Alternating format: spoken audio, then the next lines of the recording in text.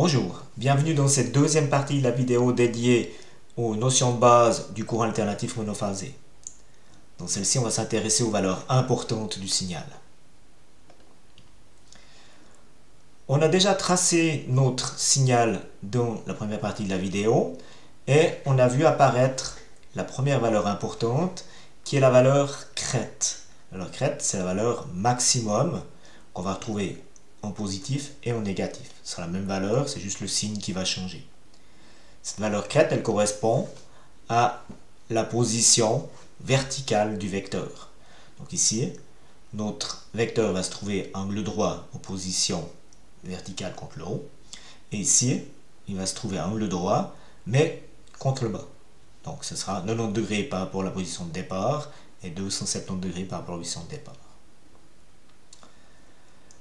Autre valeur qu'on peut voir sur ce signal, c'est ce qu'on appelle la période, t, et on va la mesurer en secondes. C'est le temps que met le signal pour faire un cycle complet. Donc on part du point de départ, on va ici faire toute l'alternance positive, toute l'alternance négative, et ici on arrive à la fin de la période, et ensuite on redémarre ici par l'alternance positive, négative, etc. Donc ceci, c'est la période, c'est le temps que met le signal pour effectuer son cycle complet. On va avoir une autre valeur en lien avec cette période, c'est la fréquence. La fréquence correspond au nombre de fois qu'une chose apparaît par unité de temps. Par exemple, Noël, c'est une fois par année. On va manger en moyenne 3 fois par jour. Dans le cas de l'électricité électronique, on ne va pas utiliser l'année ou le jour comme unité de temps, mais on va utiliser la seconde. Donc la question à se poser, c'est combien de périodes peut-on mettre dans une seconde? Donc si on reprend notre période ici, donc l'alternance positive et négative, on va regarder combien de fois on peut mettre ce cycle-là dans une seconde.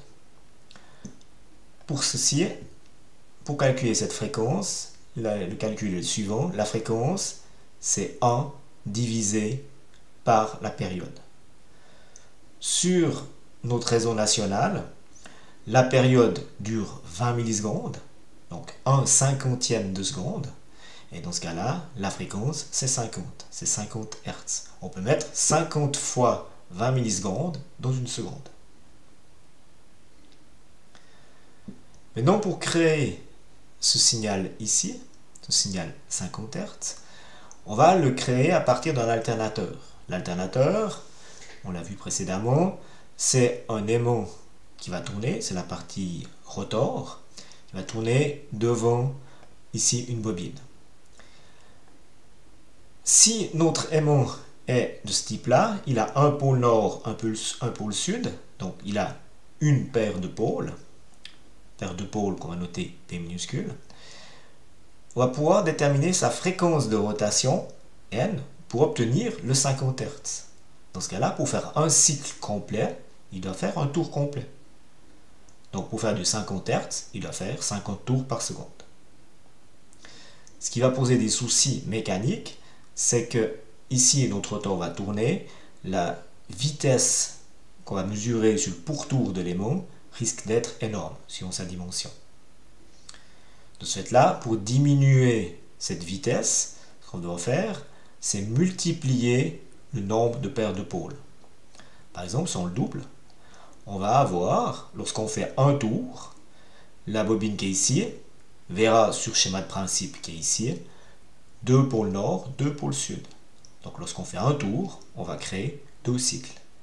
Donc, de ce fait-là, l'aimant, il a besoin de faire uniquement 25 tours par seconde pour créer du 50 Hz.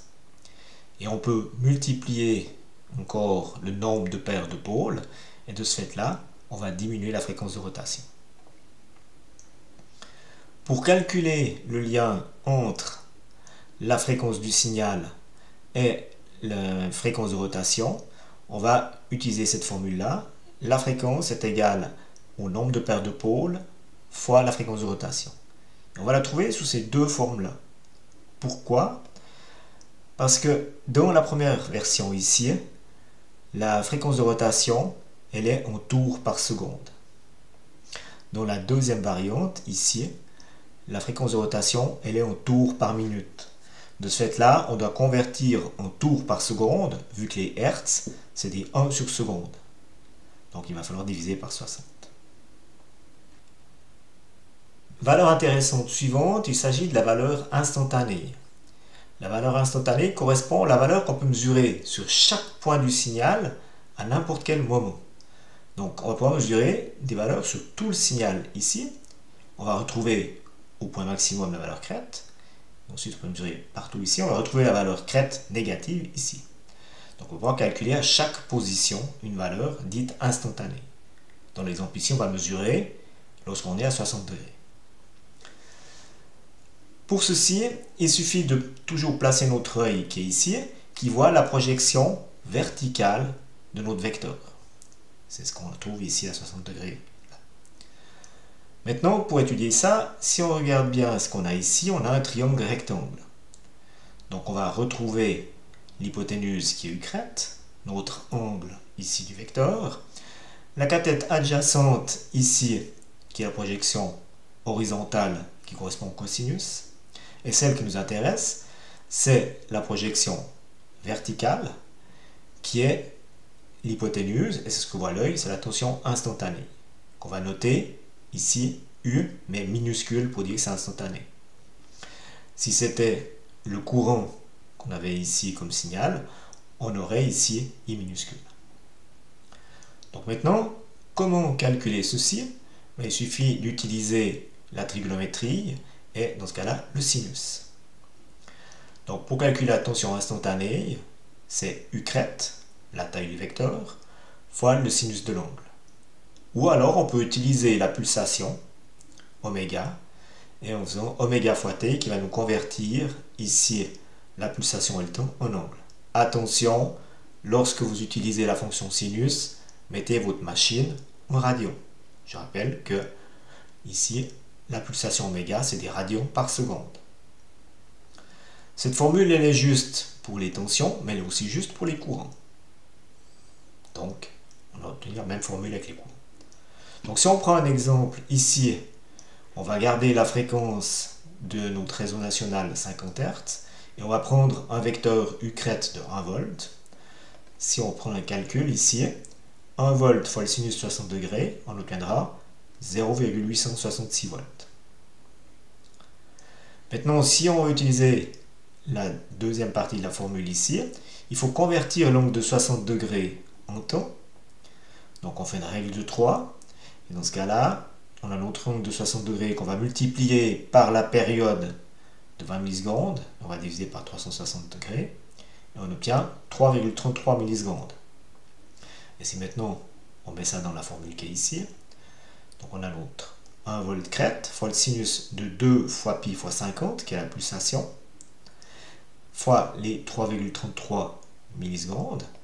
Attention, je le répète, mettez votre machine en radian, sinon vous allez obtenir une solution erronée. Et on obtient les 0,866 volts. Donc vous avez ces deux possibilités-là. Mais attention, je le répète, mettez votre machine en radian. Le dernier point avant de terminer cette vidéo, on va parler de la valeur efficace. Il s'agit de la tension continue ou courant continu qui va donner le même échauffement durant le même temps sur la même résistance qu'une tension alternative ou qu'un courant alternatif. Dans ce cas-là, on va partir de la tension et donc on va trouver la tension continue qui donnera le même échauffement pendant le même temps de la même résistance.